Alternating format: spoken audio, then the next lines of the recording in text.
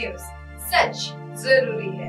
नमस्कार दर्शकों, ये MNS न्यूज नेटवर्क और आप देख रहे हैं MNS न्यूज टीम। मैं हूं आपके साथ शुभांगी। तो आइए देखते हैं आज की कुछ खास खबरें।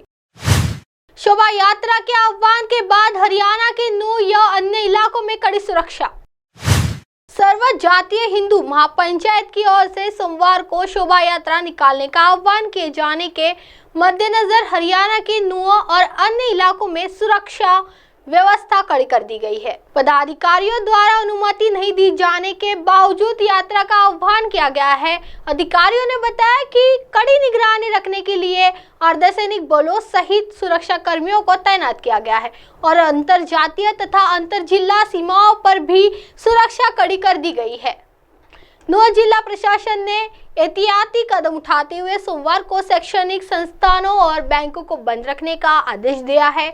प्रशासन के मोबाइल, इंटरनेट और बल्क में SMS सेवाओं को निलंबित कर दिया गया है। इससे CRPC की धारा 144 के तहत निषेधाज्ञा भी लगा दी है, जिसके तहत सोमवार तक एक क्षेत्र में 4 या अधिक लोगों के इकट्ठा होने पर रोक लगा दी गई है।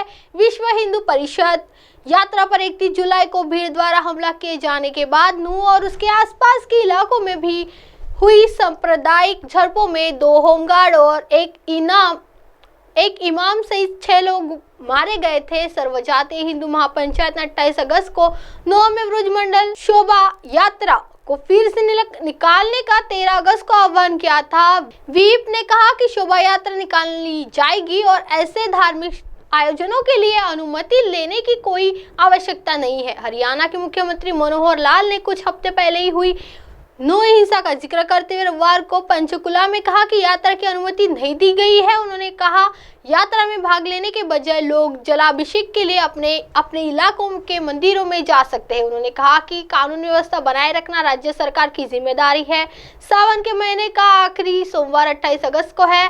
कुछ स्थानीय लोगों ने कहा कि अगर अनुमति दी जाती है तो उन्हें धार्मिक यात्रा आयोजित करने में कोई आपत्ति नहीं है। उन्होंने कहा कि यात्रा के दौरान कोई भड़काऊ नारेबाजी नहीं की जानी चाहिए। नूह निवासी अमित गुर्जर ने कहा कि उन्हें शोभा यात्रा आयोजित करने पर कोई आपत्ति नहीं है, लेकिन यह सुनिश्चित किया जाना चाहिए कि यात्रा के दौरान कोई ऐसे नारे न लगाए जाए जिससे धार्मिक भावनाएं आहत हो। एक अन्य स्थानीय निवासी नसीम अहमद ने कहा कि यदि अधिकारियों ने अनुमति दी तो वे यात्रा का स्वागत करेंगे। ऐसा बताया जा रहा है कि हरियाणा के मुख्यमंत्री ने स्थिति का जायजा लेने के लिए रविवार को चंडीगढ़ में पुलिस महानिदेशक DGP शत्रुजीत कपूर के साथ बैठक की। हरियाणा स्कूल शिक्षा बोर्ड ने नूह में आयोजित होने वाले अतिरिक्त पुलिस महानिदेशक ममता सिंह ने रविवार को कहा कि किसी भी अप्रिय घटना को रोकने के लिए उचित प्रबंधन किए गए हैं। नूह में एक पुलिस प्रवक्ता के अनुसार अर्धसैनिक बलों की 24 कंपनी के अलावा हरियाणा पुलिस के 1900 कर्मी तैनात किए गए हैं। उन्होंने कहा कि किसी भी बाहरी व्यक्ति को नूह में प्रवेश की अनुमति नहीं दी जाएगी और जिले के सभी प्रवेश मार्गों को सील कर दिया जाएगा।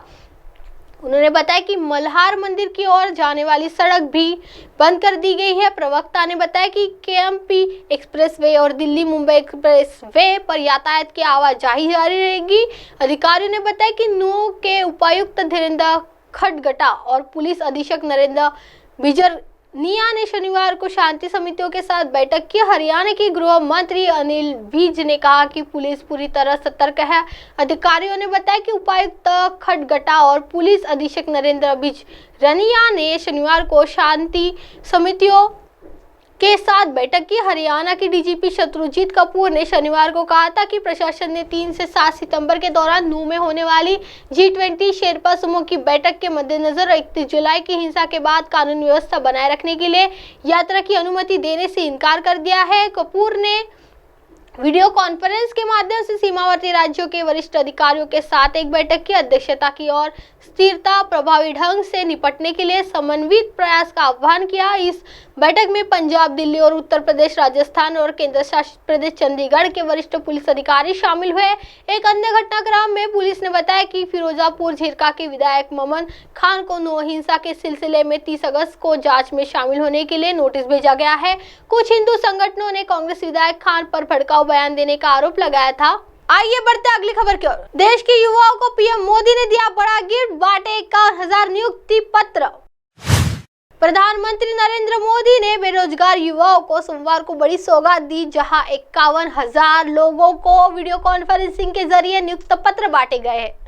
ये नियुक्तियां रोजगार मेले के तहत सरकारी विभागों और अन्य संस्थानों में हुई। वही कार्यक्रम में मौजूद लोगों को संबोधित करते हुए पीएम मोदी ने कहा कि आजादी के इस अमृत काल में देश की आजादी के और देश के कोटि कोटि जनों के अमृत रक्षक बनने पर मैं आप सबको बधाई देता हूं। मैं आपको अमृत रक्षक इसलिए कहा क्योंकि आज जिन युवाओं को नियुक्ति पत्र मिल रहे हैं वो देश की सेवा के साथ साथ देश के नागरिकों की रक्षा भी करेंगे।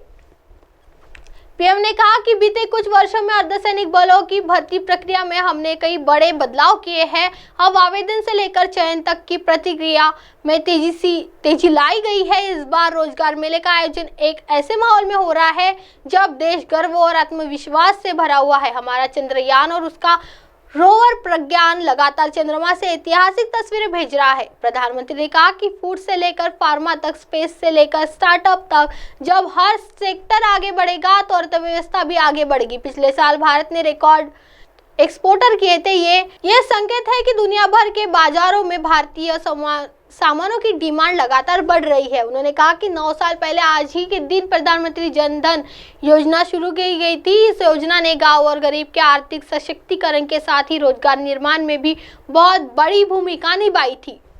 अब आप हमारे चैनल को आपके मोबाइल पर भी देख सकते हैं। मोबाइल ऐप पर देखने के लिए play store MNS News 3 app download करें। इंस्टा, लीग, ट्विटर, हाईकुक, फेसबुक और कई सोशल मीडिया के प्लेटफॉर्म पर हमारा चैनल उपलब्ध है। आप इसे यूट्यूब पर भी देख सकते हैं। आप हमारे चैनल को लाइव भी देख सकते हैं www.mnsnews3.com पर। फिलहाल वक्त हो चला है दर्शकों ब्रेक का।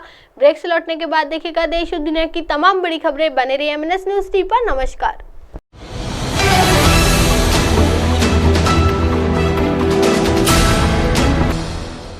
ये है MNS न्यूज नेटवर्क और आप देख रहे हैं MNS न्यूज।